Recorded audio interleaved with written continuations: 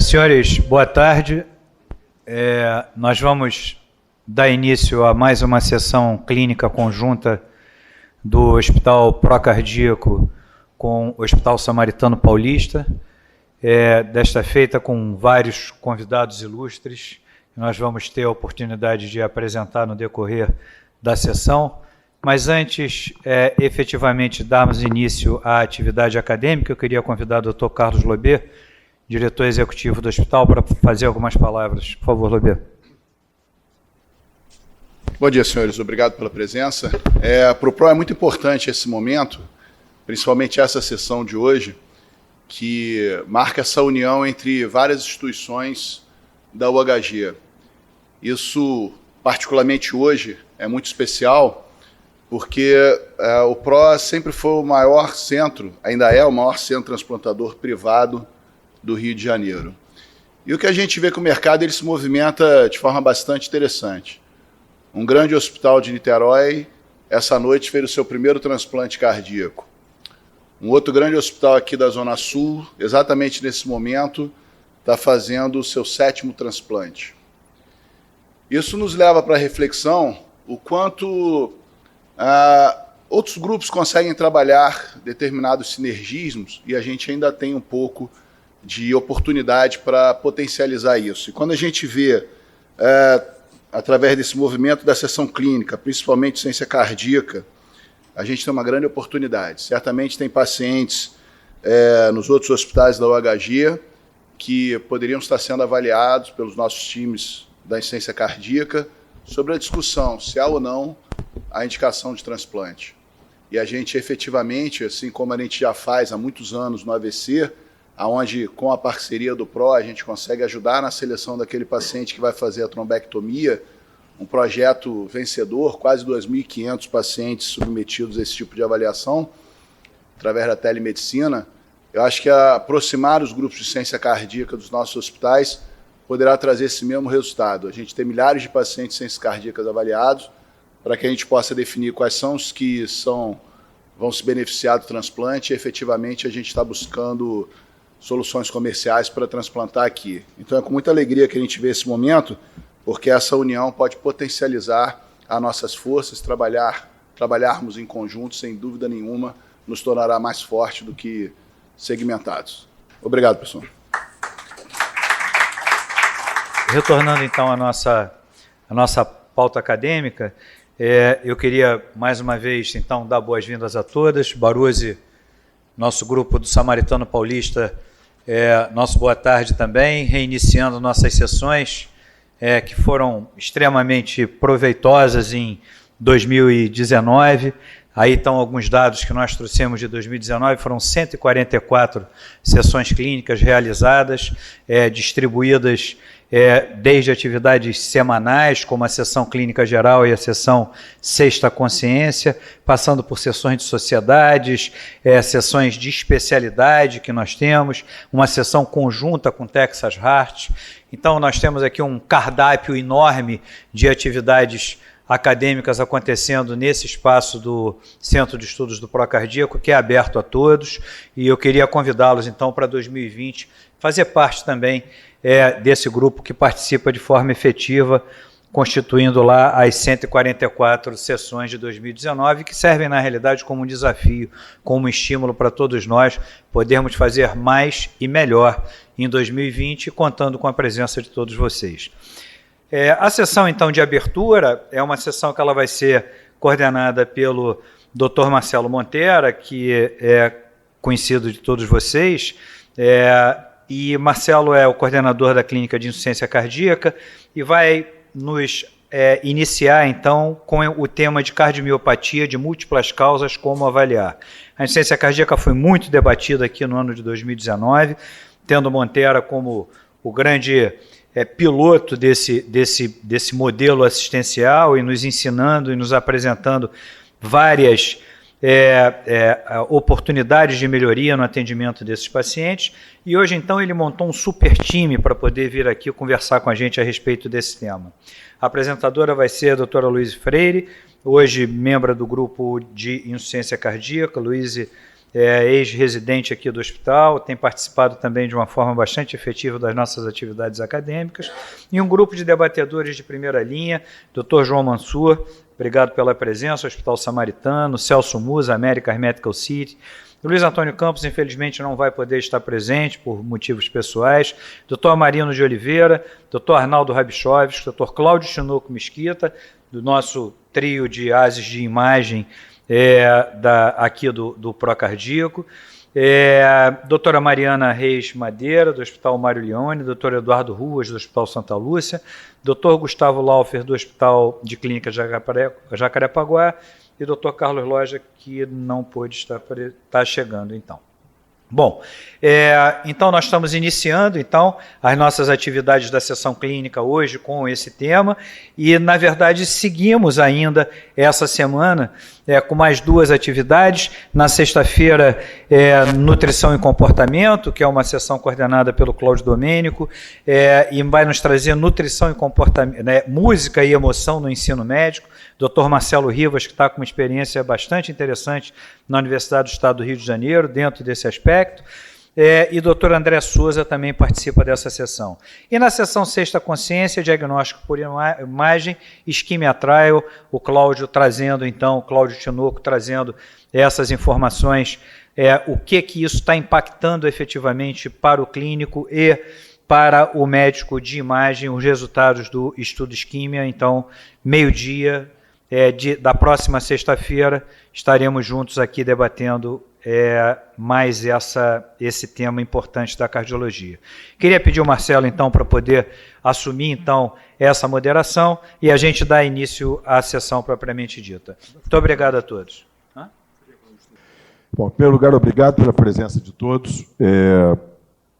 Gostaria só de dar dois aspectos. O objetivo da sessão de hoje é justamente trazer uma ideia de nós fazermos uma sessão de insuficiência cardíaca itinerante e que promova a integração entre os hospitais. Então, essa foi uma ideia debatida durante a última semana. Essa ideia surgiu esse ano, com apoio do Lobê e do Siciliano, no sentido de integrar os serviços. E a melhor maneira de integrar o serviço, que já vem sendo feito com o Hospital Samaritano Paulista, é exatamente discutindo os casos. Então, a ideia, lá atrás, tinha conversado com o Musa sobre, Musa, vamos fazer uma sessão aqui, uma sessão lá? Aí, conversei isso com o Mansur, e aí a ideia foi expandindo. Então, a ideia é que a gente monte um cronograma, uma vez por mês, em cada serviço, um outro serviço apresentando. Então, o serviço do Mansur apresenta, por exemplo, um serviço do Musa, e assim por diante, para que promova a integração. Acho que isso seria a melhor forma de a gente integrar as condutas do grupo. O segundo convite é no dia 19 de junho de 2020, nós teremos um workshop de insuficiência cardíaca, onde o Hospital Procardíaco é o grande sponsor. Esse ano teremos, além de mais de 15 lideranças nacionais, teremos também um comitê científico, que é uma nova novidade, todos irão participar da programação, e a presença de 2 convidados internacionais dentro desse workshop. Então, ele sai da quarta para a sexta-feira e agrega internet, porque agora vai ter um site específico do workshop, que vai ficar o ano inteiro disponível com todas as aulas e novas aulas. Bom, então vamos dar início a esse caso, a Luísa vai apresentar, nós vamos parando para debater.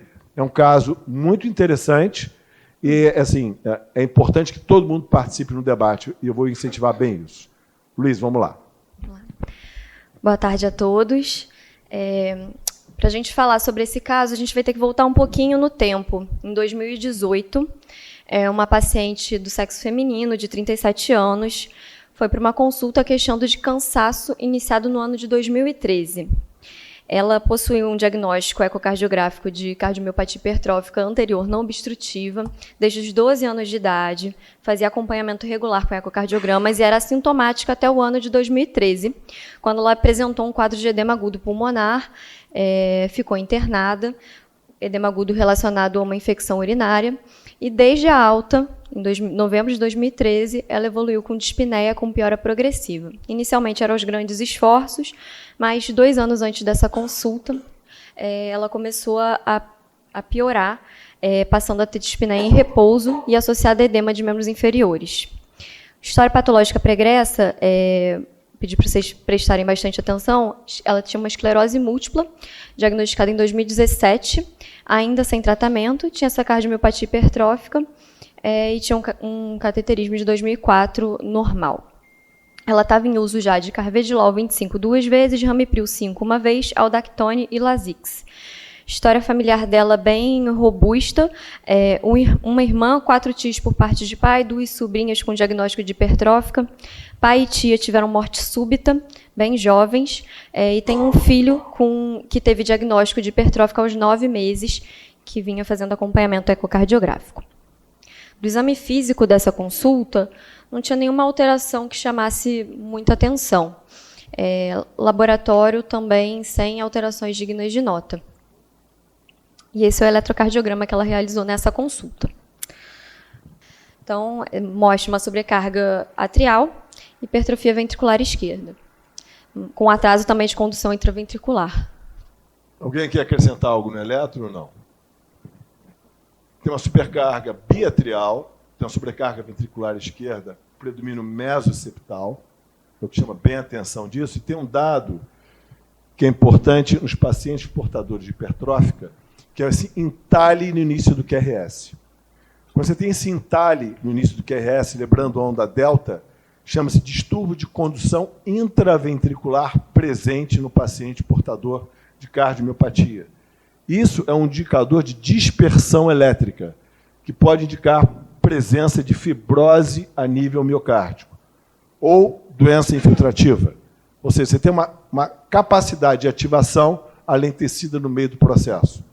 Então, isso é um dado que sugere, no mínimo, a presença de algum acometimento intramiocárdico. Alguém vê algo mais no eletro ou não? Ok? Então segue, Luísa. Então, ela chega com uma pequena pasta de exames, que é dela mesma essa, e a gente começou a fazer as análises, né? Então, vamos começar pelos ecocardiogramas. Aqui a gente tem só as imagens estáticas, a gente não tem imagem dinâmica, dos ecocardiogramas de 1993 a 2017. Doutor Arnaldo. Nós vamos mostrar o nosso depois? Vamos depois. Esse é o saco de exame, Arnaldo. O famoso saco de exame. Eu vi na ocasião Você adorou esse saco esses dele. exames, essas imagens aí, que estáticas não dá para a gente dizer que é uma cardiomiopatia hipertrófica clássica, né? Não existe uma simetria clássica. Talvez na primeira imagem aqui esquerda tenha um septo hipertrofiado, mas vocês vão ver no exame que a gente fez, aqui talvez tenha uma desproporção, mas vocês vão ver no exame que a gente fez que é completamente diferente dessas imagens estáticas. O que chama atenção é que é uma cavidade aumentada, não é uma cavidade restritiva, pequena, como da hipertrófica clássica, tá? O átrio esquerdo provavelmente aumentado nessa imagem aqui, mas não é uma imagem clássica de hipertrófica. Os diâmetros aqui, diâmetro diastólico final, os diâmetros não estão muito aumentados do VE, pelo menos por aqui. Aqui mediram o septo 1.6, 2.1. Vocês vão ver que a gente tem argumentos para contrapor esse septo aqui. A fração de ejeção, exceto nessa daqui, aqui começou a cair, né? 63, 58, aqui começou a cair em 2013, 2017, já tinha uma queda da fração de ejeção. Para um minutinho aqui. Eu estou no consultório com essa doente. Não estou com o Arnaldo do meu lado. Então vamos acordar. Isso é saco de exame. A doente entra no consultório e diz: doutor, eu vim ouvir sua opinião, viu, Musa? Então chegou no seu consultório. Eu tenho hipertrófica ou não tenho hipertrófica? Como assim, minha senhora? Me disseram que eu tenho hipertrófica desde que eu nasci. Meu filho tem. Tem essa história que você viu. Esse é o saco de exame. Eu não tenho um eco na minha mão ainda do Arnaldo. Mas em 2013, 14 de novembro, eu fiz um edema agudo. Assim, ó. Estava no carro, edema agudo, súbito. Fiz nada. Não, você não estava fazendo exercício? Não. Você malha? Eu malho. Detalhe que não está na história. Ela tem um lado psicoemocional um pouco, assim, diria... exacerbado. É meio doidinha. Assim, tem 2 filhos, mas ela quer pular de paraquedas, ela quer body jump na Nova Zelândia, ela quer dançar hula-hula, tudo que for arriscado, ela faz. Ela foi com os filhos para o tobogã, ela escolheu, a única que desceu de costas, deitada, foi ela. Todas as crianças ficaram assim. Então, ela faz tudo isso, e, doutor, eu não sei o que houve. Em 2014, eu fiz um edema agudo. Essa é a história, o mundo real. E me chega com esse eco.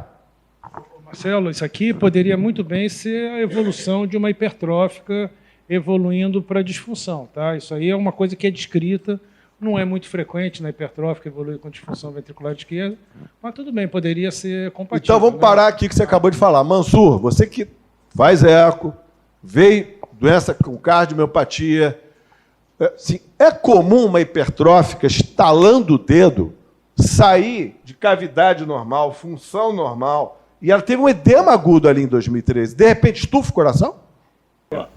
Primeiro, agradecer o convite, estar aqui. Estou contente aqui. São amigos de décadas. Eu fico muito feliz de estar aqui. André Volchan, as palavras do Lobê, a gente está aí envolvido agora nesse sistema todo, né, Lobê? Estamos passando aí por alguns momentos, mas eu tenho muita esperança da gente sobrepujar tudo. Estou animado, rapaz, com esse 2020, da gente recuperar, estou bem. Qual a pergunta mesmo? Não, Diego, perdão, deixa eu refazer minha pergunta para você. Deixa eu refazer a pergunta. Não, eu entendi. Por que subitamente uma hipertrófica sai de uma hipertrófica para uma dilatada? É isso. Isso assim, você tem 3 parâmetros de uma hipertrófica não obstrutiva, uma hipertrófica não obstrutiva que se torna obstrutiva com esforço e uma hipertrófica obstrutiva. Então, são os 3 parâmetros. Aí vem a sua pergunta. Isso é comum, é o que o Arnaldo botou lá? Isso ocorre em 10% dos casos. Tardiamente, né, Mansur? Tardiamente sentem disfunção. Né? 20% na segunda hipótese, 35% na outra. Então, esse é uma coisa que pode ocorrer tardiamente. Aí nós temos 10 anos. Assim, o que pode ter ocorrido é justamente ter feito essa disfunção nesse período. Mas o que a gente observa é que os diâmetros cavitários não aumentaram tanto e a fração de ejeção caiu. Se a gente for ver de 13 para 17, caiu. O Arnaldo ficou em dúvida ali da hipertrófica, né, Arnaldo? Eu fiquei, Mansur, porque eu já sei o exame que eu fiz, entendeu? E você vai ver. É muito... Porque isso... Se ocorreu isso leva a considerações do tema da aula, múltiplas causas. A gente sabe que, muitas das vezes, por exemplo, a sarcoidose, ela começa com um padrão, às vezes, parecido com hipertrófica pelo edema focal. Faz o edema focal, vai tendo e depois volta, quanto mais sarcoidose. Tem trabalhos, eu não sei se já é hora de falar isso, assim, porque o tema foi muito bom, Montella, muito bom. Tem o grupo da Baylor, ele analisou 296. Fernando Rangel está aí, vai querer olhar a estatística do coisa, que se eu falei certo ou errado. Mas avaliou 296 pacientes que tinha um diagnóstico prévio e pós-transplante o diagnóstico foi outro. Esses 296 foram transplante. E viu que 17% dos casos mudava o diagnóstico. Agora, se você tirar a parte isquêmica, passa para 21%. O outro trabalho de Toronto, ele mostrou 314 casos e mostrou que 13% errava o diagnóstico. E que quando você tirava o isquêmico, que o isquêmico é mais tranquilo da gente fazer o diagnóstico, ia para 30% de mudança de diagnóstico. Aí alguns até falam que pré-transplante não está errado, às vezes fazemos de biópsia. Estendi, não respondi muito bem. Você não respondeu minha pergunta ainda. Pois agora que eu entendi. Então vamos lá. Musa, me ajuda aí. Ajuda o Mansur, pessoal, vamos ajudar. Não, a pergunta é uma só. Eu não acabei, não. Então, peraí. A pergunta é uma só. O doente tem uma hipertrófica. O doente que vinha com diagnóstico hipertrófica, dançando hula-hula, fazendo tudo, que a mulher... É importante saber isso. Porque não tinha limitação clínica. Sem dilatar o coração, faz o edema agudo aqui em 2013. Aqui fez o edema agudo. Tem que pensar Estava dentro do carro, fez o edema agudo. Aí sumiu a hipertrófica. Tem que pensar em outro diagnóstico. É claro, o Arnaldo já falou. Então, essa é a pergunta. Quanto mais entendeu? Esclerose múltipla. Mas veja, a Ângela vinha aqui pro PRO, a esclerose múltipla veio depois, 6 meses depois. Não, depois. Isso. Ah, bom. Então vejam lá. Então, é que é importante você lembrar. Nós estamos aqui, consultório. Ela vem para aqui em 2018, com esse saco de exame. Porque ela veio com diagnóstico de hipertrófica e veio para a seguinte pergunta: doutor, eu tenho ou não tenho hipertrófica? Então a resposta fala só, está com algumas coisas esquisitas aí. Isso pode não ser hipertrófica. Pode não ser, mas tem ou não sei. Então vamos em frente. Alguém quer colocar, Cláudio? Só uma opinião. O que me chama a atenção ali, duas coisas. Apesar de poder ter essa evolução, não é o normal a gente ver de uma hipertrófica. Não é? Essa evolução. O septo afina porque a cavidade cresce. Ela teve um aumento da cavidade progressiva, de 2,8 foi para 4 de cavidade, enquanto o septo diminuiu. E a fração de ejeção foi progressivamente reduzida. Então, a gente tem que pensar realmente em alguma doença infiltrativa, qualquer coisa, mas talvez uma doença infiltrativa e talvez o diagnóstico de hipertrófica tenha sido o diagnóstico primário dela e todo mundo entrou nesse diagnóstico primário. Não. Ela é sintomática? Não. Não, tem uma coisa interessante que ele falou, está descrito. E afina o septo. E aí ele passa, ele que tem, não é o caso dela, mas que tinha obstrução, deixa de ter. Está estranho, tá? O eco de 2017 não tem nada de hipertrófica. Tem de miodilatada, O eco dela de 2017 é de miodilatada, tem nada de hipertrófica, né? Marcelo, está muito rápido. Um comentário rápido. O Mansur já falou, eu acho que é pertinente o diagnóstico diferencial, né? Falou de sarcoidose e outras doenças podem provocar hipertrofia depois de dilatação. A amiloidose é outra, que pode provocar hipertrofia depois de dilatação. É acometimento neurológico, pode ser um diagnóstico diferencial. Doença de Fabry também entraria no diagnóstico, pode dar hipertrofia também. E pensaria também em cardiomiopatia genéticas, né, que ela tem uma história familiar muito forte também, né? O pai morreu, o filho tem a doença. Que dá muito morte súbita é aquela mutação da lamina, né? Mas faltam alguns elementos aí também. Então, acho que pensaria nessas doenças também entrando no diagnóstico diferencial. Sarcoidose, amiloidose, Fabry e cardiopatias genéticas outras. Faço uma pergunta do Cláudio, fazer isso que ajudaria a esclarecer. Ela tem um filho, não tem? 9 meses, com diagnóstico hipertrófico. É a carta da manga. E tem história familiar. Então, se eu tenho uma suspeita hipertrófica, a primeira coisa é chama a família. Se eu tenho uma suspeita de qualquer cardiomiopatia de origem gênica, chama a família. Então, só estou deixando isso guardado na manga, porque tem muita carta na manga. Cláudio, depois vamos em frente. Assim, queria complementar o que o Rangel falou. Hoje em dia, a avaliação dessas doenças miocárdicas, ela teve uma evolução imensa. Pena o Marcelo Bittencourt não está aqui, mas hoje o conhecimento que o cardiologista tem que ter de avaliação genética do paciente, de avaliação clínica, para você poder colocar o paciente dentro do fenótipo que ele tem. Então, hoje, a discussão que o cardiologista tem que fazer é em qual fenótipo o paciente está encaixado da doença.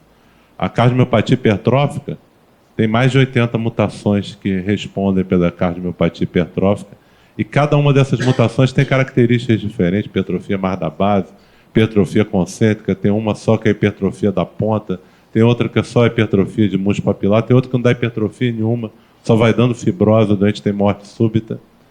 E 5% dos doentes que têm o diagnóstico de cardiomiopatia hipertrófica não tem cardiomiopatia hipertrófica com eco jurado pelo ecocardiografista, que é mostrado pelos estudos de ressonância magnética. Então, assim, hoje, né, Evandro que gosta de falar isso, né, todo doente que tem cardiomiopatia hipertrófica merece fazer uma ressonância magnética. O Chamarino está aqui, ele pode comentar isso, porque um grande número tem amiloidose por transtirretina, grande número com amiloidose. Não é o perfil dela, porque ela apareceu muito jovem e demora até a terceira, quarta década para você ter depósito suficiente de transtirretina nas mutações para você ter manifestação cardíaca, não é uma doença que começa na infância. Mas doença de Fabry, síndrome de Noonan, sarcoidose também não parece que sarcoidose é uma doença que começa a manifestação na terceira década para a quarta década, também não parece ser. Mas a própria cardiomiopatia hipertrófica, você pode ter mudança fenotípica, como foi falado. O indivíduo pode começar com uma hipertrofia e depois ele pode desaparecer a hipertrofia, ou você pode ter outra doença. Pode ter uma miocardite associada, mudar o perfil. Você pode ter um infarto, muda o perfil da apresentação fenotípica. Então, nesse caso, é puxar o paciente, fazer um eco, claro, com o Arnaldo, mas eu não abriria a mão de fazer uma ressonância magnética e uma avaliação genética do doente para você saber onde você está pisando. Essa é a cardiologia de precisão que hoje, o século XXI... Mas vamos lá, não, peraí, deixa andar. Calma que tem muita coisa. É alguma coisa assim imprescindível? Manda bala, vai. Pegando a do Cláudio, desse que ele falou das hipertróficas, desse grupo, 41% dos erros era hipertrófica. Então, a hipertrófica é o campeão de enganar a gente. Então, vamos lá. Fechando essa etapa, eu estou no saco de exame, gente. Claro que vai ter ressonância, claro que vai ter tudo. Mas lembra, o doente chegou no seu consultório com esse saco de exame. O que chama a atenção do saco de exame? Houve uma mudança de diagnóstico em 2013. Isso é que chama a atenção. E por isso ela veio a um centro para saber, doutor, o que eu tenho? Então, nesse momento, começa agora a aprofundar na investigação. Vamos lá. Ainda no saco de exames, foi encontrada uma ressonância de 2015 com essas medidas de septo e de parede posterior. 1.1 de septo e 0,7 de parede posterior. Além disso, tem os sinais de fibrose miocárdica, de etiologia não isquêmica, e com um realce tardio de distribuição epimesocárdica, descontínua nos segmentos anterior, anteroseptal, inferoseptal, inferior basal, médio e apical. Então, não dava para descartar doença infecciosa, inflamatória ou infiltrativa. Então, para aqui. Eu quero ver o pessoal de São Paulo. Baruzzi, chegou no seu consultório com esse saco de exame, e aí ela olhava, peraí, eu tenho mais um exame aqui. Porque ela te deu todos os ecos, né, Baruzzi? Você viu? Você pode dizer, houve um problema entre os ecocardiografistas de medida, que isso às vezes acontece, que não foi tudo feito no mesmo local. E aí, mas ela me puxa uma ressonância, e que a ressonância, cadê hipertrófica? 2015. O que você acha? Como é que você está achando até agora aí no seu grupo, Baruzzi? Sim, boa tarde a todos. Sempre é um prazer em revê-los. Montera, realmente chama a atenção que a paciente tinha um diagnóstico de uma cardiopatia hipertrófica e subitamente ela começa a dilatar. Concordo com toda a discussão, mas essa ressonância acho que traz uma luz aí na discussão, no sentido de que talvez ela até mesmo pudesse ter um componente hipertrófico, não duvidando do diagnóstico dos ecocardiogramas, talvez pudesse mesmo ter uma hipertrofia, mas ela faz esse quadro de infiltrado mesocárdico, quer dizer, um filtrado que possa até lembrar uma miocardite, e que talvez possa explicar por que a partir dela passou a descompensar, evoluiu com dilatação desse ventrículo. Quer dizer, eu acho que traz uma luz na nossas hipóteses diagnósticas. Eu acho que essa ressonância foi fundamental. Eu não vejo hipertrofia nessa ressonância, a gente vê esse filtrado. Então tem uma doença nova, que ela tinha até então uma hipertrofia, né? Entrou edema agudo. Será que ela fez uma miocardite aí com disfunção ventricular, edema agudo de pulmão? Então, as informações começam a se encaixar. Eu acho que esse exame foi fundamental. Acho que a partir daí a gente pode traçar outras hipóteses. Perfeito. Luiz, vamos lá. Só passar as imagens da ressonância, são fotografias, a gente não tem as... Isso é 2015, Amarino? São alguns frames de uma sequência. Isso aí sim. Parece que são sequências após contraste. Tem que ser isso aqui. Né? Não são sequências de cine. Essas também são sequências após contraste. O que a gente vê, basicamente, é uma dilatação ventricular esquerda. Eu diria que tem um aumento da massa ventricular, pelo tamanho do... Mas não caracterizaria por aí uma cardiopatia hipertrófica. Parece que há uma distribuição mesocárdica de contraste que seria compatível com fibrose mesocárdica. Mas eu não consigo, por aqui, dizer exatamente aonde. Aqui sim. Aqui a gente identifica melhor. parede anterior, tem alguma coisa inferolateral, anteroseptal. Aqui eu diria que é transmural. Aqui é transmural. Mas aqui poupa o subendocárdico. Quer dizer, não isquêmico, realmente, né? Aqui, volta esse outro aqui. Volta, calma. Aqui, ó, aqui tem uma extensa captação. E aqui tem um trabeculado mais proeminente aqui. Tem uma acentuação do trabeculado, mas não caracterizaria uma não compactação. É a hipertrofia. É porque não está bem na ponta. Lateral, médio lateral, né? Sim, porque não tem imagem bem na ponta. Porque o principal ponto de não compactação é na ponta, bem na ponta, mas tudo bem. Isso daqui realmente tem um realce muito exuberante, não endocárdico, né? Que é mais epimiocárdico, né? Que sugere processo inflamatório. Sequela de processo inflamatório. Deixa eu fazer um parênteses aqui, porque tem alunos aqui. Definitivamente uma desproporção septo-parede posterior que não existe, 1.1, 0.9, não é clássico de uma cardiomiopatia hipertrófica, só para vocês saberem, tá? O critério é ter um septo maior que 1.3, que é a parede posterior, no indivíduo não hipertenso, e no indivíduo hipertenso quando for maior que 1.5 para 1. Esse paciente está longe desse parâmetro clássico. Tá? Vamos lá, Luiz. Então, o que chama atenção, como o Marinho colocou, é múltiplos focos de realce no ventrículo, numa paciente que tem massa aumentada. E essa ressonância foi pós-edema agudo de pulmão. Que ela, a partir dali, ela passa a ter sintoma e dilatar o coração. Então, esse é o exame. Então, a primeira pergunta é, essa paciente tem hipertrófica? Essa é a primeira pergunta. Doutor, eu tenho hipertrófica, eu tenho essa ressonância, eu tenho hipertrófica ou não tenho hipertrófica? E aí, para responder, vamos lá, Luiz, vamos lá. Vai, nossa impressão foi essa. E aí, qual seria o próximo passo?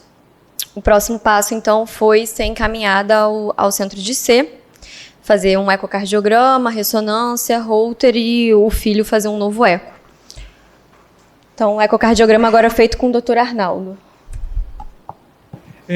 Quando eu recebi o pedido do Marcelo com a suspeita de cardiomiopatia hipertrófica, achei muito estranho quando eu vi acho que é melhor com o mouse daí, sabe? Quando eu vi um ventrículo dilatado, tá, com disfunção, um átrio esquerdo dilatado, uma pequena assimetria entre o septo e parede posterior, mas sem preencher critérios de uma hipertrófica clássica. Avança, por favor. E a gente observa aqui, essa é uma figura bastante interessante. Esse é um corte longitudinal, né? Vai com o dedo. Vai com o dedo. Não, está aqui, está aqui. Não vai. A gente observa aqui que existe uma banda muscular aqui no VD que pode estar fazendo uma falsa impressão de uma hipertrófica, tá? E aquelas imagens, provavelmente aquelas imagens que a gente tinha estática, aí eu me perguntei, será que essa doente mesmo tinha mesmo uma hipertrófica no passado e ela evoluiu por dilatado, ou eles englobaram essa banda muscular como uma estrutura do septo interventricular? Próximo. E aí, se reparem aqui, esse é um corte apical 4 câmaras, a gente vê um vé não tão dilatado, não tão globoso, até um certo grau de esfericidade, mas o que chama atenção, o Mansur vai concordar comigo, que tem uma hipertrabeculação. Esse caso eu mostrei para o Goldstein, que é o chefe do serviço de Washington, da Universidade de Washington. Ele ficou louco com esse caso. Eu mostrei também o do filho. E aí ele foi levar para o Tajik e para o Candéria para ver. Aí eles falaram que exatamente o que o Cláudio falou, que às vezes um genótipo tem várias manifestações fenotípicas. Bom, então, de posse desse exame aqui, isso aqui, em qualquer americano vai dizer que isso aqui é uma não compactação. Tá? Seria um indivíduo com disfunção. Repare aqui, ele vai preencher todos os critérios de não compactação. A não compactação, o tecido não compactado, ele tem que ser 2/3 maior que o tecido compactado. Tá? Então, esse seria um sinal clássico. Outra coisa, a não compactação, ela ocorre principalmente na ponta do ventrículo esquerdo, porque durante a vida embrionária, a compactação ocorre da base para a ponta. O último lugar a perder o aspecto esponjoso é a ponta, por isso que é o lugar mais frequente. Então, próximo. Bom, hoje as imagens são parecidas com a... E aí ela me disse exatamente o que o Marcelo falou. Ela disse que o filho... Olha só. É isso, né? É a mesma imagem. Pronto. Então, ela disse isso para mim. Ela falou que o filho... Ela falou assim, o meu filho tem uma hipertrófica. Eu falei, tem certeza? Traz teu filho aqui. Aí ela me trouxe o filho e depois a gente vai mostrar o eco do filho, né? Muito bem. Queria ouvir a opinião, então, agora dos nossos debatedores. É Tiago, não? Eduardo, perdão. Eduardo, até agora você tem o eco do Arnaldo na mão. Recebeu o saco de exame. O eco do Arnaldo te ajudou? Te complicou? Como é que você agora começaria a guiar o seu pensamento? Primeiro, agradecer a oportunidade do convite. Eu sou cardiologista também, sou rotina do Santa Lúcia, estou representando a doutora Mônica. Eu acho importante a união aí dos serviços. Na verdade, desde o início, eu acho que o ECO ele ajuda você ter um examinador, como é um exame dependente do examinador, você ter um examinador confiável, isso faz total diferença. Ele te ajuda porque vai de acordo com a hipótese diagnóstica inicial de que talvez aquilo ali não fosse hipertrófica, não era o comportamento esperado, mas te complica porque você acha uma coisa que você não estava esperando, né? Uma não compactação.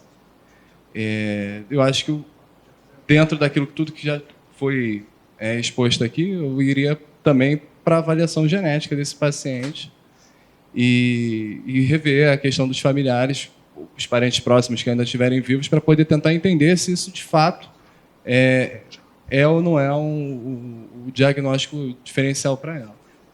Tiago. É um prazer estar aqui nessa união entre redes.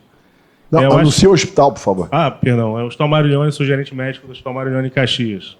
Estou aqui junto com a doutora Mariana, que é a nossa diretora executiva. E é um prazer para a gente estar aqui. Acho que eu posso falar em nome dela. Até porque ela é cria da casa também, né, chefe? Tem bastante história aqui. Essa história do saco de exame eu acho bastante interessante, porque ela sempre provoca o médico em questão a questionar um diagnóstico prévio já firmado. E eu acho que o saco de exame, aqueles primeiros exames ecocardiográficos que a gente teve acesso, eles me levariam, até pela evolução cronológica do caso, a abrir meu leque de opções, como foi falado anteriormente. Eu acho que o diagnóstico diferencial era importantíssimo a gente ter pensado em outras causas, e agora, nesse exame depois do Dr. Arnaldo, a gente consegue focar um pouquinho melhor e direcionar o nosso diagnóstico. Mas eu acho que essa provocação de você não pegar esse status quo do diagnóstico prévio, até porque ele teve uma evolução atípica, foi fundamental para a condução correta do caso. Então, como a gente falou, a gente pediu uma nova ressonância também, essa feita aqui no hospital. Essas são sequências após injeção de contraste, e a gente viu o miocárdio que resta preto e onde tem a realce, que corresponde à fibrose, que tem uma distribuição epimiocárdica mais externa, poupando a superfície subendocárdica. Você vê na parede lateral, em alguns segmentos chega a ser transmural, como é aqui no ápex. Há realmente uma acentuação do trabeculado, como foi bem mostrado pelo Arnaldo, fazendo inclusive aquele aspecto de rede, né? Aquela redinha aqui assim, que é um aspecto muito sugestivo do hipertrabeculado próprio da cardiopatia, não? Aqui também, você faz aquela redinha e esse aspecto de não compactação. Aqui também. Marino, você acha, comparando com a ressonância anterior, não houve uma progressão do processo de fibrose, do realce? Não dá para comparar por aqui. Acho que não. Grosseiramente, eu diria que é a mesma coisa que foi visto em 2015, mas não dá para comparar por essas imagens, né? É realmente uma fibrose muito extensa, epimiocárdica, pega o septo quase toda, a parede inferior e alguns segmentos da parede lateral. Está com um pouco de soluço, né? Mas o que chama a atenção aqui realmente é esse trabeculado, que já foi mais do que descrito pelo... Mas aí qual é o grau de disfunção? Eu não sei o que deu aqui, mas... Não, visualmente, ele vai te dizer. Eu diria que a moderada é importante. Ok. É um ventrículo remodelado, moderado é importante. E sem nenhum sinal de hipertrófica. Olha aquele corte ali, apical, o mais apical. Olha a não compactação ali. Não, aqui, esse mesmo, o primeiro. Esse, ó. É muito próprio. Isso aí tá bem típico. Então, o laudo da ressonância ficou com uma hipocinesia difusa, com aumento de trabécula no ventrículo esquerdo, mas sem aspecto morfológico em esponja e sem critérios diagnósticos para não compactação pela ressonância, mantendo ainda o extenso realce tardio, principalmente subepicárdico do ventrículo esquerdo. E aí a ressonância sugeriu o diagnóstico de sarcoidose cardíaca. Ela preenche critérios de não compactação, pelo que eu falei para vocês, na medida da área não compactada. Mas a gente tem que lembrar que não é incomum, na dilatação do VE, haver uma hipertrabeculação. Então, tem pessoas que perguntam se é causa ou consequência a hipertrabeculação, entendeu? Só para a gente ter isso na cabeça, que nada é 100% de uma coisa ou de outra, entendeu? Só complementando, Arnaldo, nós temos a não compactação primária e secundária, que é a nova classificação. Então, nada impede dessa paciente, o que a gente está presenciando evolutivamente é uma história natural de uma doença. Lembra que essa doente pulou de paraquedas antes de vir para a consulta. Com esse ventrículo, com esse eco. E junto com o filho que tem hipertrófia, que não tinha CDI ainda. Então, vamos entender. Eu posso ter uma doença prévia e que eu estou vendo um ventrículo por alguma agressão esfarelando, se descompactando, por alguma agressão. E que antes ele não tinha essa externação fenotípica. Então você tem a não compactação que você nasce com ela, você tem a não compactação por mutação gênica que você vai desenvolvê-la, e você tem a não compactação porque você sofre uma agressão, seja viral, seja quimioterápica, ou até se discute por excesso de exercício o coração do atleta, como por exemplo, que fragmenta o ventrículo. Então o que nós estamos presenciando é um ventrículo sendo destruído. A ressonância, assim, é clara. E lembra, tem uma carta na manga que a gente puxa aqui. Esclerose múltipla, ela abre um ano depois, junto com um quadro suspeito de inflamação. E que suspeitou sarcoidose, isso com Rochit, pelos tufos e pelo grau de extensão, de distribuição, entre a possibilidade de poder também ser uma sarcoidose, além de ser uma doença inflamatória não sarcoide. Por isso, sarcoide, ou obviamente uma miocardite não sarcoide, mas que tem abriu uma esclerose múltipla. É importante ressaltar que está discutindo duas coisas. Uma é a alteração estrutural, outra coisa é a alteração da identificação da fibrose propriamente dita. O realce tardio ali é um padrão de alteração inflamatória. Não quer dizer que a sarcoidose é uma hipótese. Ela poderia ser uma miocardite viral, por exemplo. Sim. Né? A alteração da estrutural, descompactação, eu também não posso dizer se isso daí é adquirido após uma agressão ou se é a patologia dela de base. Sim. Acho que Não, são tudo possibilidades. Marcelo, a sarcoidose, do ponto de vista clássico, não estou falando, porque a sarcoidose pode ser manifestada até como uma miocardiopatia restritiva. Sim. A clássica não é assim. A clássica, em geral, são fibroses que não é. Estou falando do ponto de vista de eco. Em geral, septo, basal, parede ínfero-basal, que não corresponde a uma anatomia coronariana. Indivíduos o Fernando já tinha falado, na faixa etária de 40 a 50 anos, que frequentemente, não infrequentemente, abrem o quadro com um bloqueio a ver necessidade de marca-passo, não é isso? Jovens que fazem bloqueio, você tem sempre a obrigação de pensar nessa possibilidade, né? É uma das formas de aparecimento da sarcoidose, eu até conversei isso com o Eduardo Saad recentemente, é o aparecimento em jovens de arritmia, principalmente BAV ou extracistos ventriculares, a sarcoidose aparecendo. Como eu disse, a sarcoidose às vezes pode ser o caminho de uma hipertrófica com diagnóstico inicial. Não tanto tempo assim, né, Marcelo? Não tanto tempo, mas, como disse no início, tem uma uma hipertrofia por edema. E a sarcoidose tem um problema, às vezes, diagnóstico também muito grande, que são os granulomas não caseosos, que eles vêm em pontos na biópsia. E, às vezes, no final, você vai biopsiar um indivíduo desse, você não acha. É um diagnóstico trabalhoso. Só antes do Cláudio falar, lembrando, nós estamos falando aqui de uma agressão que aconteceu em 2013.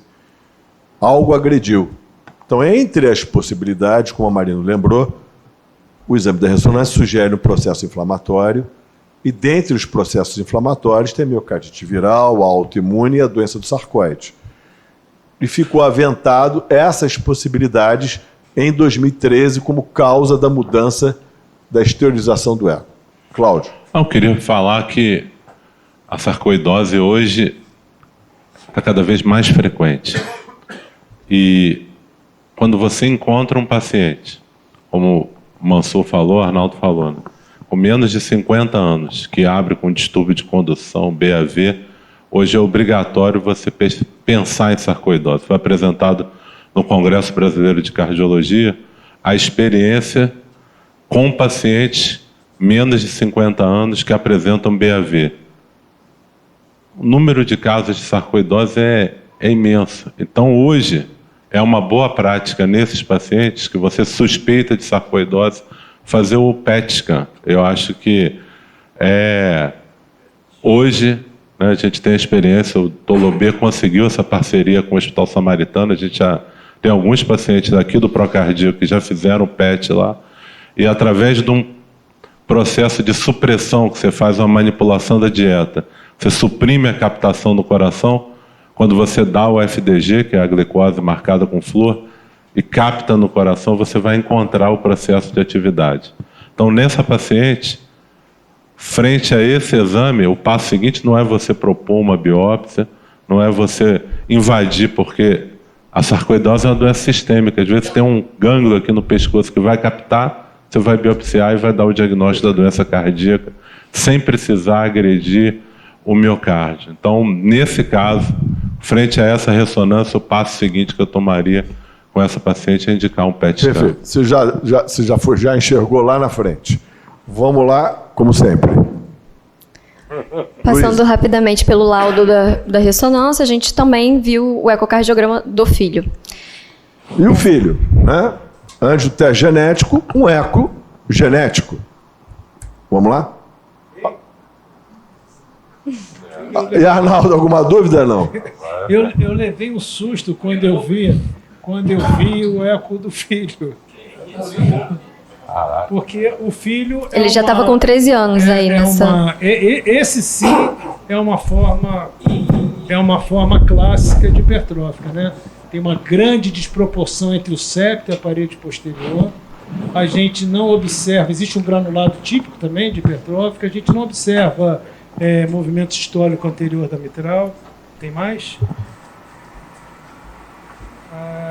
Ele tem também hipertrofia da parede livre do ventrículo direito. Esse não está rodando. Foi. Pronto. Então, esse mitral ou não? Não tinha não. E Esse fenotipo, se não me engano, ele não tem implante anômalo de músculo papilar. De músculo papilar, nada. Não. Desculpa, tem sim. Vai aparecer. Você vai ver só. Esse é um transverso, tá? Tem um pouquinho de banda do VD aqui, mas a gente vê nitidamente um padrão típico. E você vai ver aqui, Mansur, tem mais um para frente? Ele tem um músculo papilar longo. Eu acho que não salvou aquele, não. Tinha um longitudinal que tinha um músculo papilar enorme. Então, ele tem a normalidade de músculo papilar, não aparecia nesse corte longitudinal, não. Aqui a gente está vendo que tem um septo de 37. Que parede isso? posterior de 1. Próximo. Acabou. Mas tem sim, Mansur, ele tem um músculo papilar longo, com cordoalhas curtas, típico de hipertrófica. É muito comum, o Mansur levantou uma questão aqui importante, é muito comum anormalidades do aparelho subvalvar mitral. Tem vários tipos de músculo papilar anômalo. Às vezes o músculo papilar é enorme, com cordoalhas muito curtas, que acontece na miocardiopatia hipertrófica. Qual é o fenótipo? É hipertrofia assimétrica? Não, ele depois, não sei se ela vai mostrar, ele, como o Mansur falou, a hipertrófica divide um terço, um terço, um terço. Um terço é nunca obstrutiva. Um terço é obstrutiva em repouso. E um terço no esforço ou em manobras provocativas. Esse caso, ela vai mostrar depois, a gente fez um eco de esforço e ele não apresentou nenhuma obstrução. Não obstrutivo, pelo menos no... Então, para o filho ficou programado um CDI, foi iniciado o beta-bloqueador, foi orientado restrição ao exercício e mapeamento genético. Eu estou impressionado com a não compactação, rapaz, não sai da minha cabeça. Posso fazer um comentário rápido, Marcelo? 1 minuto e meio. Ela, às vezes, é associada a algumas doenças neuromusculares, né? Doença de Bart, as doenças infiltrativas. Então, é uma coisa que me chamou a atenção. Outro dado, assim, importante, isso eu tenho que verificar, viu, Fernando? Vou falar estatística. Tem um estudo do MESA, que ele mostrou não compactação em pessoas normais em atletas que desenvolve isso que Arnaldo falou, em atletas, em pessoas com dilatação que apresenta a relação 2/3. Então, também tem que prestar atenção nisso, né, Arnaldo? 1 minuto. Então, veja bem, obrigado. Então, temos uma paciente que tem genótipo de hipertrófica indiscutível. Tem história familiar de morte súbita, tem um filho com eco que comprova a presença da doença e tem um fenótipo discutível, e que se suprajuntou uma nova agressão. Então, esse é o quadro até agora. Então, começou a ficar claro. Então, ela voltou ao consultório. Não, você tem gene de hipertrófico, seu filho tem a doença, veio de você. Você tem uma história rica de morte súbita, critério major, é CDI para você e para o seu filho. Além da fibrose da ressonância, além da disfunção, CDI para os dois, protege e vamos investigar. Mas tem uma carta na manga que está incomodando.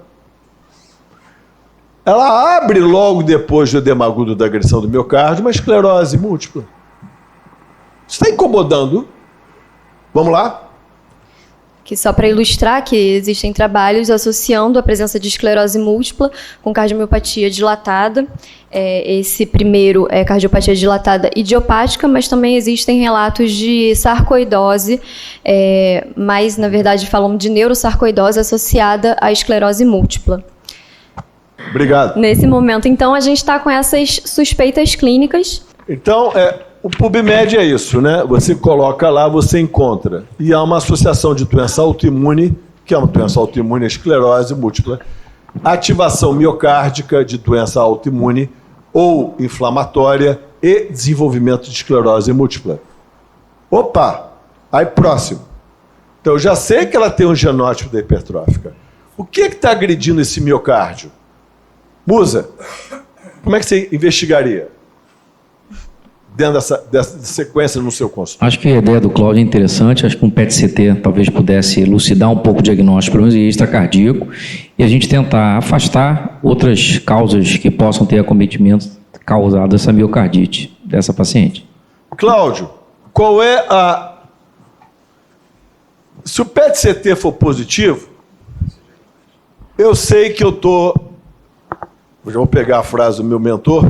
Eu sei que eu estou frente a um processo de agressão inflamatória ativo mediado por macrófago comendo glicose. Tá certo?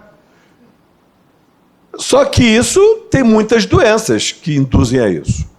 Qual é a acurácia etiológica diagnóstica?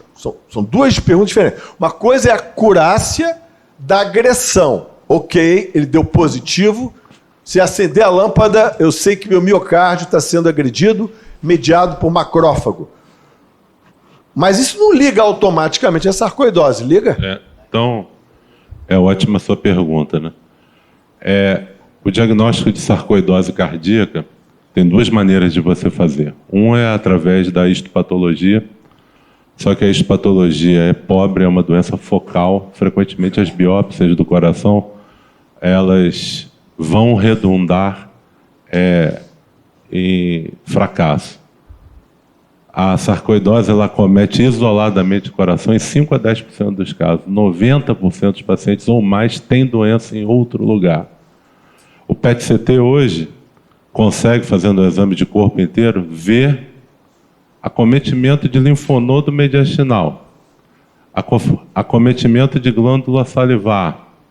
Existe o chamado sinal do panda e sinal do lambda, que é quando você tem acometimento das glândulas lacrimais e salivares com acometimento dos linfonodos mediastinais. Isso é praticamente patognomônico de sarcoidose.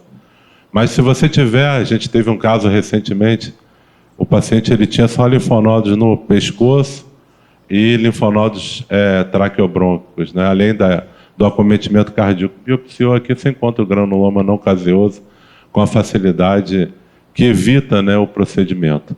Mas até sem biopsiar, com um padrão de captação focal, e você tem que fazer uma perfusão miocárdica, áreas de mismatch reverso, né, uma área de hipoperfusão com hipermetabolismo, fazem hoje o diagnóstico tanto pelo critério da Heart Rhythm Society, quanto pelo critério do Ministério da Saúde do Japão. Os dois incluíram o PET como critério diagnóstico não invasivo dessa doença, e até se você não tiver recurso para isso, né, porque o plano não vai pagar, frequentemente o plano não cobre esse exame, uma cintilografia com galho você consegue ter positividade nesse paciente. A pergunta para você. Se acender a lâmpada do PET, eu estou autorizado a afirmar que tem sarcoidose ou dizer tem um processo inflamatório aqui, a possibilidade de sarcoidose? Se o padrão for sistêmico, com captação em linfonodo, captação em glândula salivar, captação em glândula lacrimal, você está fechado o diagnóstico. Se só pegar no coração? Se só pegar no coração, você está falando da raridade, né? Você vai ter que juntar com outras coisas. Você vai juntar com a ressonância magnética, você vai juntar com uma hipoperfusão numa cintilografia com MIB e você vai juntar com outros dados. Nesse paciente, se captar no coração padrão focal, faria uma perfusão miocárdica também, mas com a ressonância já vai ajudar bastante. Acho que vai ser o suficiente para você dar o diagnóstico de sarcoidose e propor tratamento com esteroides. Ô, Dorê, vamos em frente. Luiz, agora só vou acelerar por causa do timing. Dosagem de ECA. Eu não pedi. Só de curiosidade. É porque a sensibilidade... É baixa, mas só de curiosidade. Não, assim. não pedi. Tá.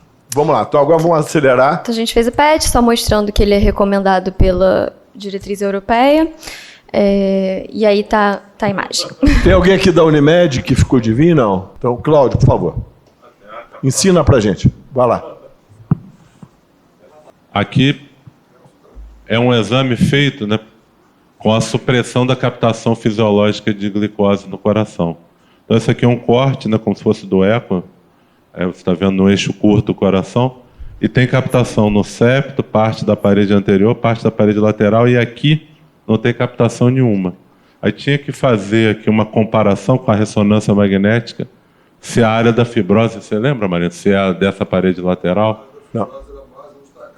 Então, se você tem uma área de fibrose aqui e tem captação de glicose aqui, o processo está plenamente em atividade nessa região, por isso que é importante você ter a perfusão e você saber o que é fibrose e o que está captando.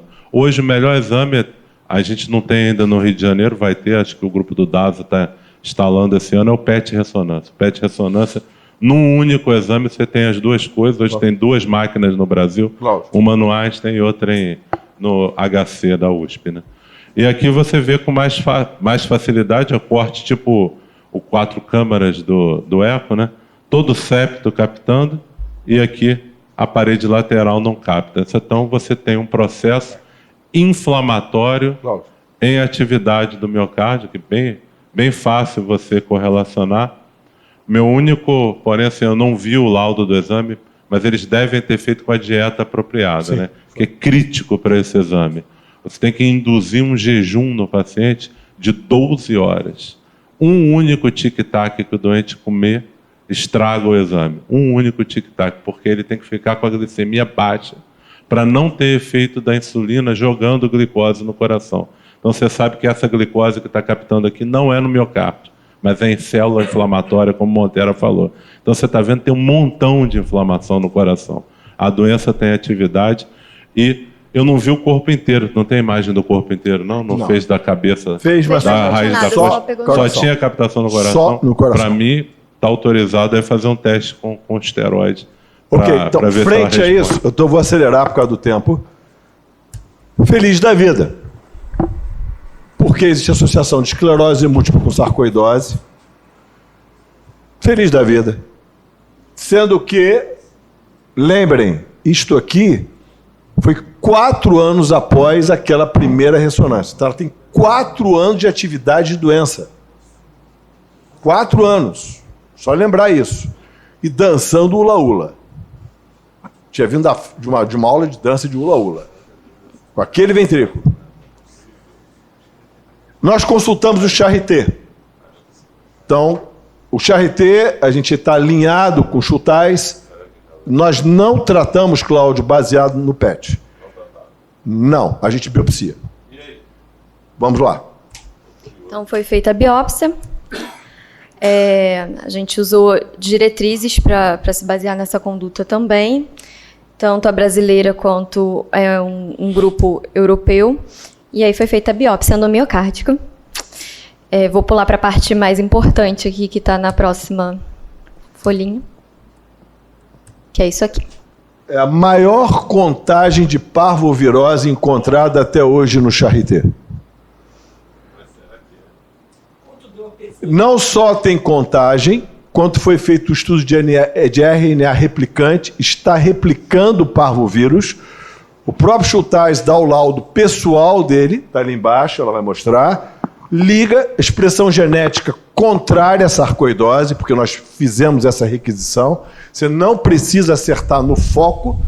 Você pode ter o gene de expressão do sarcoide ativo, como foi o outro caso do Evandro, que não tinha nada e o gene foi positivo e a cintigrafia foi positiva. Então, doença sarcoide afastada, célula gigante afastada, inflamação ativa com macrófago ativado, por isso o PET deu positivo, mediado por quase 30 mil cópias de parvovirose. Para vocês saberem, acima de 500 cópias por campo, 500, cardiomiopatia dilatada. Com RNA replicante altamente ativo. E 4 anos de doença. A pergunta é, existe alguma correlação disso com esclerose múltipla? Aí está a lâmina mostrando a hiperativação inflamatória com HLA positivo. Tudo que é vermelho é agressão. Então esse é o laudo que ele assinou. E deixou a sugestão também de... E a sugestão de inibidor de replicante de RNA. Eu tenho que impedir a replicação do vírus antes de imunossuprimir. Não. Bom, você já está se adotando. Não foi focal, foi múltiplo. Pela ressonância tem agressão em parede lateral e ali se tinha uma agressão de parede septal e anterior e inferoseptal. É tão... Assim, a miocardite é mais comum. É uma lateral. doença crônica viral, então. Crônica viral ativa. Isso é comum? Sim. Nós tivemos um caso anterior aqui apresentado, o garoto ficou 15 anos com atividade de doença. Essa é doença comum, esse caso? Claro que não, vai ser mandado para o europeu. Também, porque... Você dizer para ele... Porque assim, os casos que eu vi... Ele quer publicar. Os casos que eu vi não foram para biópsia, foi tratado como sarcoidose e respondeu. Eu concordo, mas assim, a minha dúvida é assim, como é uma doença focal no coração, você tirou ali 10 pedaços do septo, como é que você garante? Eu tenho genética. Mas a genética afasta a sarcoidose? É 100%? O estudo genético para sarcoidose... Independente disso, Cláudio, eu tenho 30 mil cópias de parvovírus, não só cópia. Ele fez o técnico de replicante de RNA, com microRNA, mostrando que o vírus está em replicação. E não achou granuloma. Então veja, eu tenho um vírus com uma contagem absurda, só com essa contagem, já assim, é indiscutível. Além disso, eu tenho um microRNA dizendo ele está se multiplicando. Além disso, eu tenho infiltrado inflamatório. Eu tenho cabeça de gato, língua de gato, cheiro de gato, mio de gato, eu vou dizer que não é gato. Não, assim, Eu tenho todos os critérios para miocardite por parvovirose. a obrigação da gente que é médico, né, é sempre questionar tudo, né? Não, a perfeito. gente tem que questionar, porque você tem uma biópsia mostrando a presença de um vírus, mas há um tempo atrás tinha biópsia mostrando micoplasma, tinha biópsia mostrando clamídia, e hoje a gente sabe que é tudo comensal, né? Então, Mas para isso será ele fez replicação de RNA. então, será que isso diz que essa é a causa da Sim, inflamação? veja, vamos lá. Primeiro, na diretriz de PET scan publicado pela Sociedade Americana, o PET scan positivo não é exclusivo para sarcoide. Não, com certeza. Já vi miocardite, células gigantes. Inclusive, eu já mandei para Mas você nunca com evolução assim tão crônica. Sim, a doença está ligada, por isso que o ventrículo está sendo destruído. Detalhe, existe associação de parvovírus com esclerose? Existe. Mas tem também com sarcoidose. Sim, mas eu digo, assim, talvez, de novo, ela teve uma agressão em 2014, 6 meses depois abre esclerose múltipla, começa a dilatar o coração, 4 anos foi conduzindo a vida dela, ventrículo piorando e inflamação permanece ativa. Vamos lá.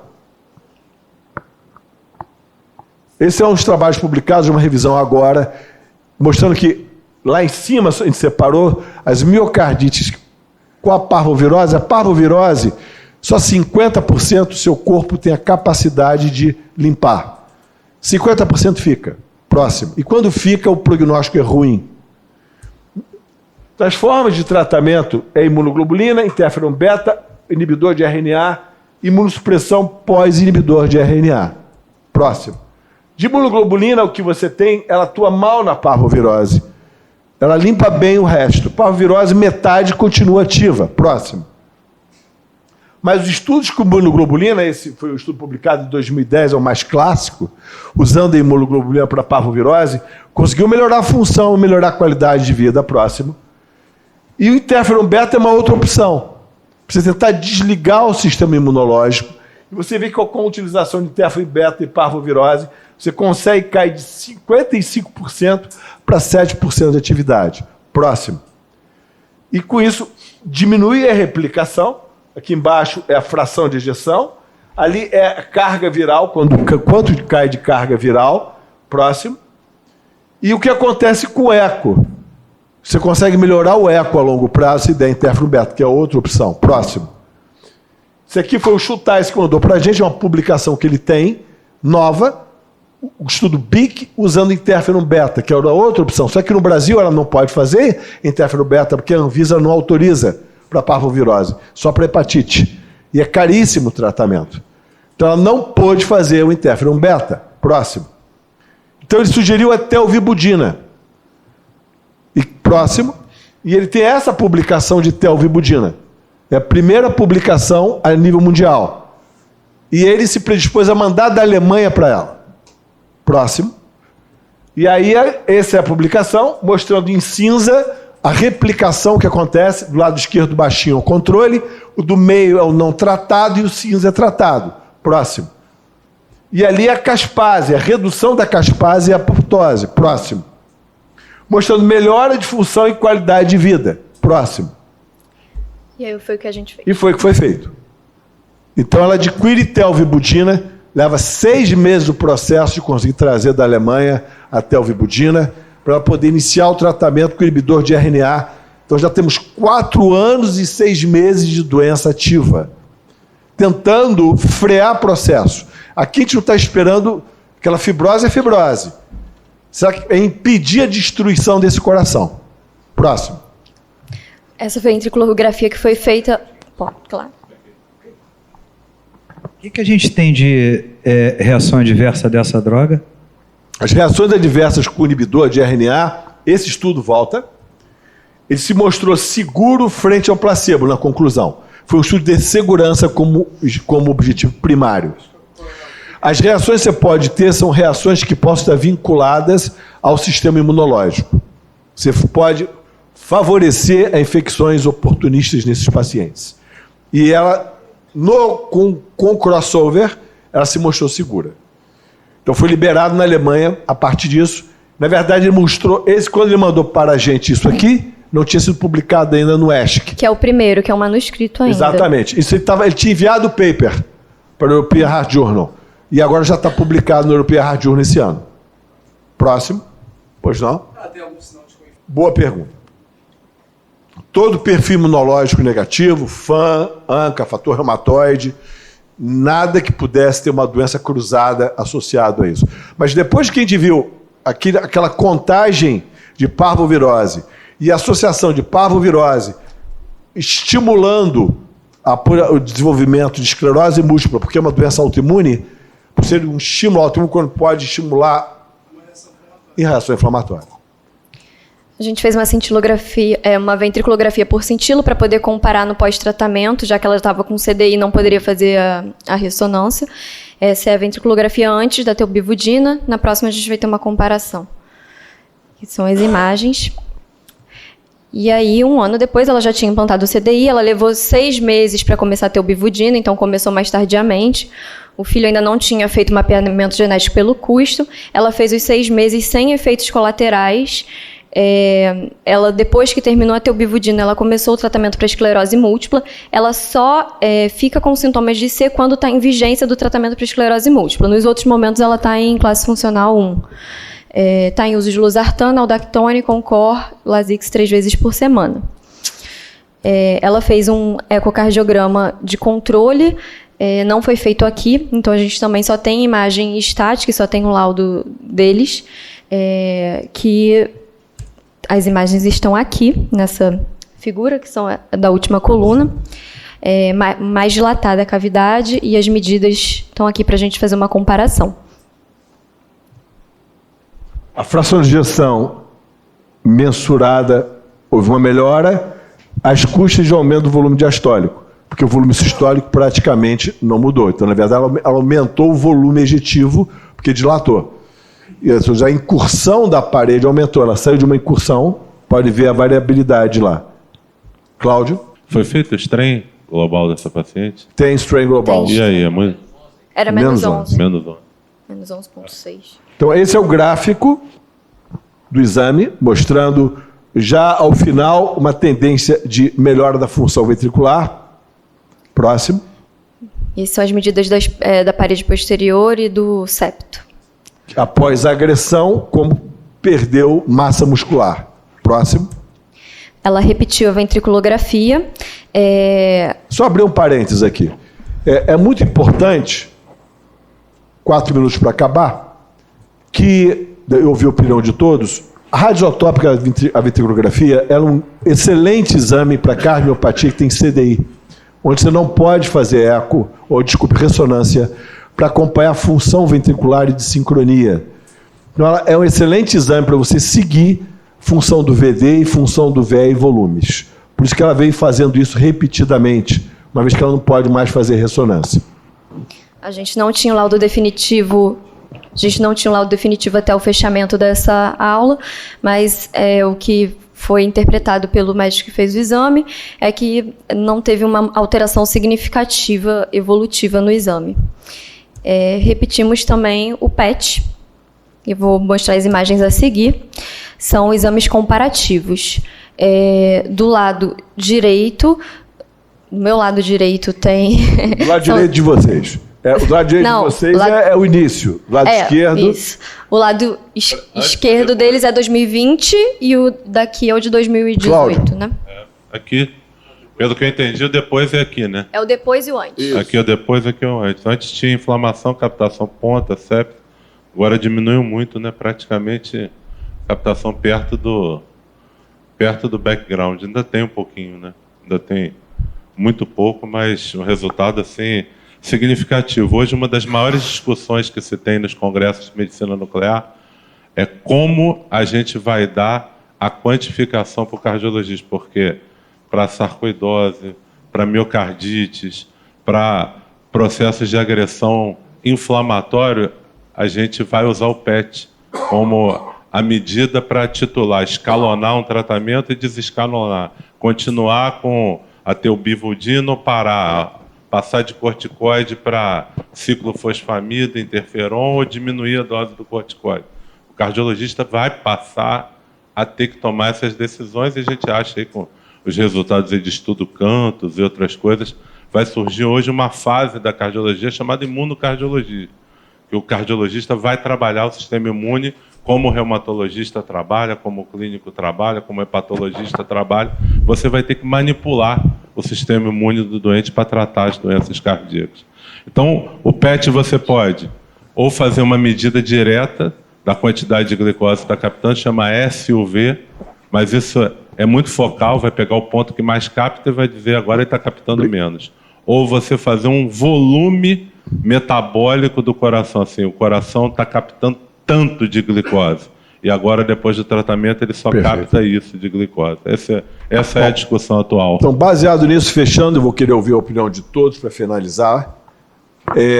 Então, se tomou a decisão de rebiopsiar essa paciente para ver se ainda há replicação viral, e se tiver, a gente migra para a imunoglobulina, e aí, no caso, tentando controlar junto com o corticoide. Segundo ponto, o mapeamento genético do filho, para que possa se ter uma ideia, porque ela tem uma filha também, e quer saber se a filha vai desenvolver a doença disso. E se caso a biópsia mantiver replicação viral por RNA, o foco é o RNA e não a contagem mais. O Chutais agora vai ter um novo paper que ele mandou, que vai ser publicado daqui a um mês. Não se usa mais contagem, usa agora só microRNA. Então, para fechar, quero começar com São Paulo. Pode botar a próxima foto. Esse é o rapaz, essa é a família, eles autorizaram as fotos.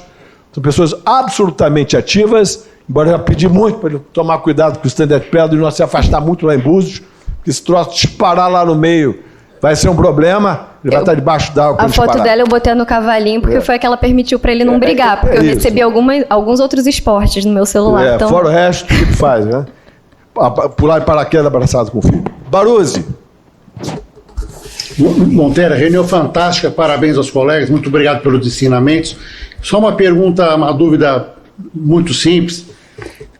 Se o paciente que tem um coração não impactado, ele pode ter uma predisposição a doenças virais?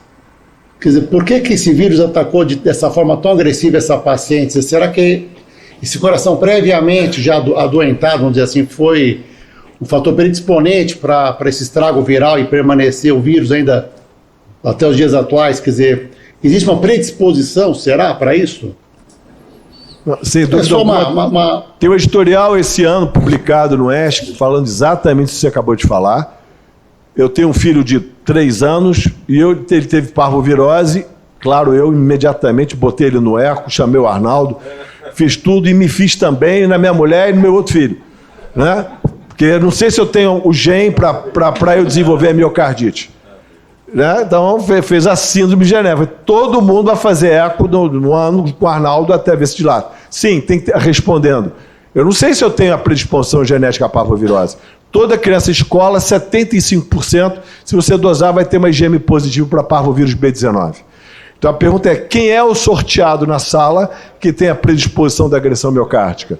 Isso vai, com certeza, com o tempo, ter essa resposta. Queria ouvir agora cada um. Quero agradecer de novo a oportunidade. Acho que foi um caso muito difícil para todo mundo que estava aqui.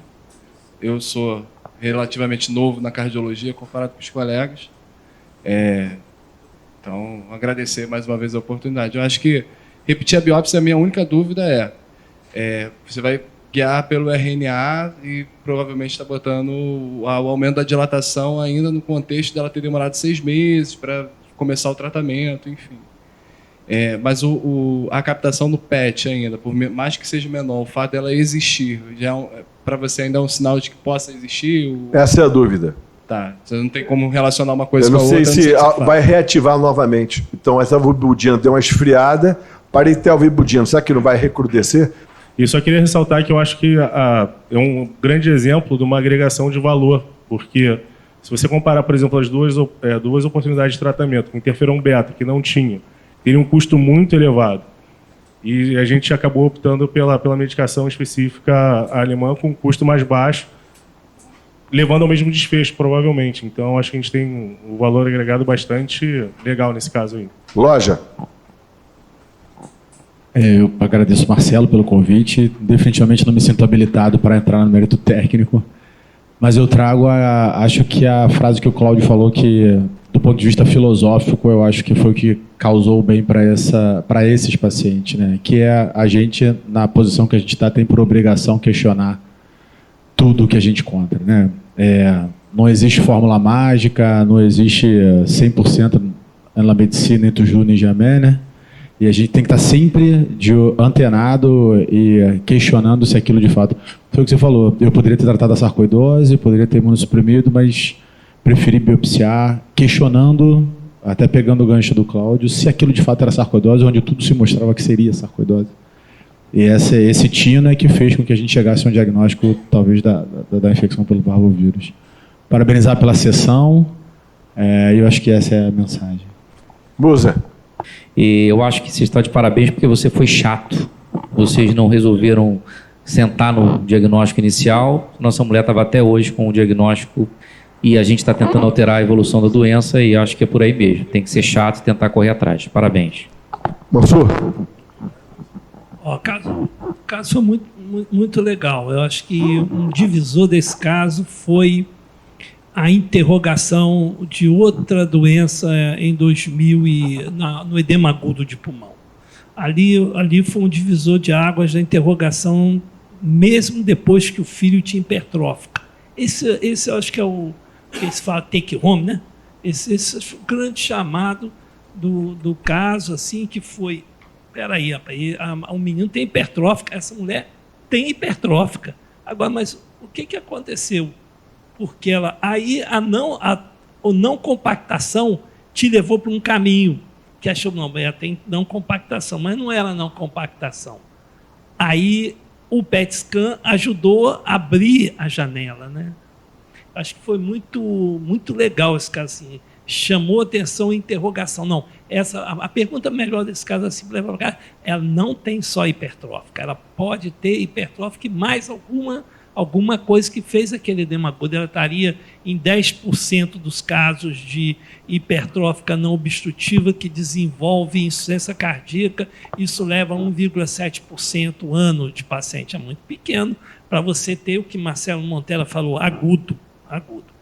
A genética, só abrindo um parênteses final, Marcelo, abrindo um parênteses final, a genética, ela não, da hipertrófica, ela não guia, assim todos nós sabemos, para a colocação de CDI ou não CDI. O que se sabe é aqueles que têm genética para hipertrófica com os filamentos TIC, né, os espessos, né, o TIC filamento, que é o MYH7 e o MYBPC3, tem gravidade maior do que aqueles filamentos finos, né, que é o TNI2, o TNNI2 e o TNNT3. É um prognóstico melhor.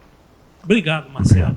Alexandre. Obrigado, Alexandre Siriano, e obrigado, Lobê, e a todos os presentes. Eu queria agradecer a oportunidade de estarmos todos juntos aqui, né, congratular o Marcelo não só pela sessão, mas por ter nos reunidos a todos, né, dentro daquela visão sistêmica que o Lobê nos presenteou com a sua abertura.